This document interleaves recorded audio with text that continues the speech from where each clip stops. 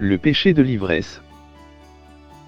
Montrez-moi quelqu'un qui boit trop, qui doit essayer une nouvelle boisson, et je vous montrerai quelqu'un de misérable et désolé pour lui-même, causant toujours des problèmes et se plaignant toujours. Ses yeux sont injectés de sang et il a des bleus qui auraient pu être évités. Ne laissez pas le vin vous tenter, même s'il est d'un rouge riche, s'il scintille dans la tasse et s'il descend doucement. Le lendemain matin, vous vous sentirez comme si vous aviez été mordu par un serpent venimeux. Des visions étranges apparaîtront devant vos yeux et vous ne pourrez pas penser ou parler clairement. Vous aurez l'impression d'être dans l'océan, d'avoir le mal de mer, de vous balancer haut dans le gréement d'un navire qui se balance. J'ai dû être touché, direz-vous, j'ai dû être battu, mais je ne m'en souviens pas. Pourquoi je ne peux pas me réveiller? J'ai besoin d'un autre verre. Proverbe 23 versets 29 à 35. Il n'y avait pas de boisson enivrante dans le jardin d'Éden. La fermentation, la corruption, la maladie et la mort sont venues dans le monde par le péché progressif. Au temps de Noé, la fermentation était probablement nouvelle et ses conséquences lui étaient inconnues. Son ivresse a attiré une malédiction sur Canaan. Genèse 9 versets 20 à 27. Que dit Dieu à propos de l'ivresse?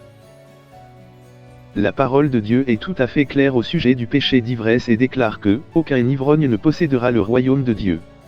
1 Corinthiens 6 verset 10. À moins qu'il ne se détourne de cette mauvaise habitude. Le mal de l'alcool. Supposons qu'un homme est un fils têtu et rebelle, un fils qui n'obéira pas à ses parents, même s'ils le punissent. Ses parents doivent le conduire devant les chefs de la ville où il habite et le faire passer en jugement. Ils doivent leur dire, « Notre fils est têtu et rebelle et refuse de nous obéir, il gaspille de l'argent et c'est un ivrogne. » Alors les hommes de la ville le lapideront à mort, et ainsi vous vous débarrasserez de ce mal. Deutéronome 21 versets 18 à 21. Toi et tes fils ne devez pas entrer dans la tente de ma présence après avoir bu du vin ou de la bière, si vous le faites, vous mourrez. Lévitique 10 verset 9. Boire trop vous rend bruyant et stupide, c'est stupide de se saouler. Proverbe 20 verset 1. Les rois ne devraient pas boire de vin ou avoir envie d'alcool. Quand ils boivent, ils oublient les lois et ignorent les droits des personnes dans le besoin. L'alcool, c'est pour les gens qui meurent, pour ceux qui sont dans la misère. Proverbe 31 versets 4 à 6. Vous êtes condamnés. Héros de la bouteille de vin. Courageux et intrépide quand il s'agit de mélanger des boissons. Ésaïe 5 verset 22. Même les prophètes et les prêtres sont tellement ivres qu'ils chancellent. Ils ont bu tant de vin et d'alcool qu'ils trébuchent dans la confusion. Les prophètes sont trop ivres pour comprendre les visions que Dieu envoie, et les prêtres sont trop ivres pour trancher les cas qui leur sont présentés. Les tables où ils sont assis sont toutes couvertes de vomi et il ne reste pas un endroit propre. Isaïe 28 verset 7a, émoticône n'en croyant pas ses yeux. Une boisson forte n'est pas un aliment et n'est pas essentielle à notre bien-être. C'est enivrant et confond l'esprit du buveur. Il ne va pas seulement à l'estomac, mais aussi à la tête et domine toute la personne. C'est pourquoi l'apôtre Paul dit, « Ne vous enivrez pas de vin, cela ne ferait que vous ruiner, au lieu de cela, soyez remplis de l'esprit. » Éphésiens 5 verset 18. L'alcool transforme une personne en paon, en singe, en lion et enfin en cochon. Quand une personne a bu un peu, la fierté vient dans le cœur. Il se croit plus intelligent et plus beau que n'importe qui d'autre. Il se considère également comme riche et commence à gaspiller son argent en obligeant les autres à boire un verre et gaspille ainsi son argent alors que sa femme et ses enfants sont peut-être affamés, en manque de vêtements et d'une maison convenable. Il ne se rend pas compte que cet esprit d'orgueil et de dévergondage s'est emparé de lui. Aux yeux des autres, il est comme le paon qui déploie ses plumes pour montrer sa beauté et sa couleur. Après avoir bu un peu plus, il commence à parler beaucoup de lui-même, se louant et imitant les autres.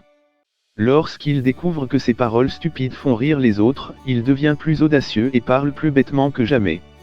Il commence à se vanter de grandes choses qu'il n'a jamais faites. Il ne se rend pas compte qu'il agit comme un singe. Alors qu'il continue à boire, il commence à se sentir aussi fort et aussi audacieux qu'un lion. Il pense qu'il peut combattre n'importe qui et n'a peur de rien. Il se sent comme un géant et casse et écrase tout ce qui se présente à lui. Il se sent ravi quand les gens s'enfuient dans la peur et la terreur. Il commence à rugir comme un lion et fait fuir sa femme et ses enfants de peur, tandis qu'il brise la maison et commence à se battre contre tout le monde, et n'a pas peur de poignarder avec un couteau ou de tuer. De plus, alors qu'il continue à boire parce que l'alcool est un feu dévorant qui augmente sa soif, ils affectent son esprit. Sa tête commence à tourner et il commence à chanceler de partout, les yeux exorbités, il commence maintenant à voir toutes sortes de choses. La boisson a eu raison de lui et finalement il se vautre par terre comme un cochon. Le paon, le singe et le lion cèdent enfin la place au cochon. Il se met même à grogner comme un cochon et se fait ainsi plus bas qu'un cochon. C'est une image fidèle d'un ivrogne. Dieu a donc dit qu'aucun ivrogne n'héritera du royaume de Dieu. 1 Corinthiens 6 verset 10. Délivrance de l'ivresse. Réveillez-vous et pleurez, ivrognes, pleurez, buveurs de vin. Joël 1 verset 5. La vraie douleur et la confession de ce péché à Dieu vous libéreront si vous croyez au don du salut qui vous appartient par Jésus-Christ, c'est la nuit qu'il s'enivre. Mais nous appartenons au jour, et nous devrions être sobres. Dieu ne nous a pas choisis pour subir sa colère, mais pour posséder le salut par notre Seigneur Jésus-Christ, qui est mort pour nous. 1 Thessaloniciens 5 versets 7 à 10. Jésus est venu sauver les pécheurs, y compris les ivrognes. Si le Fils vous libère, alors vous serez vraiment libre. Jean 8 verset 36.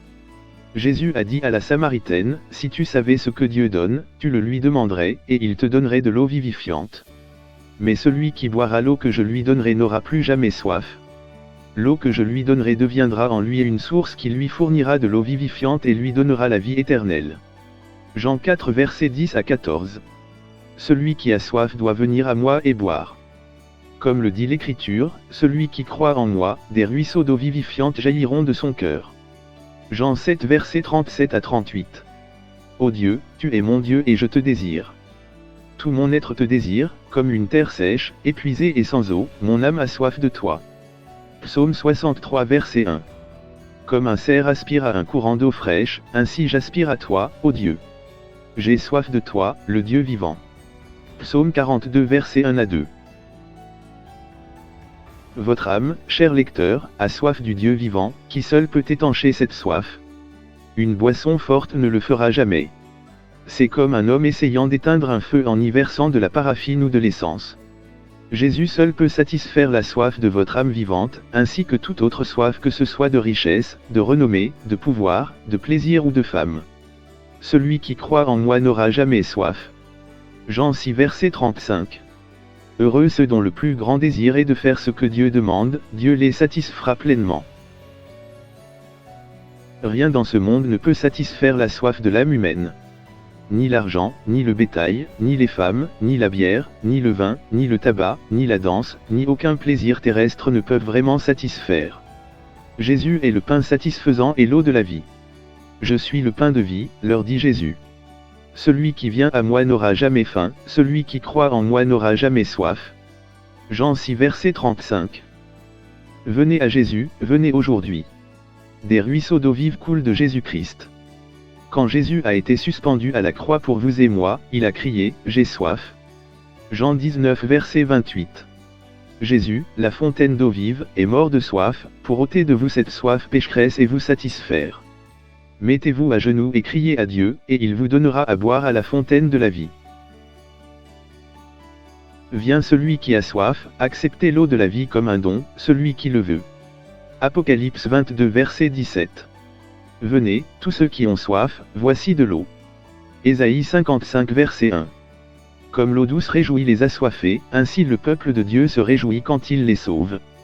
Ésaïe 12 verset 3.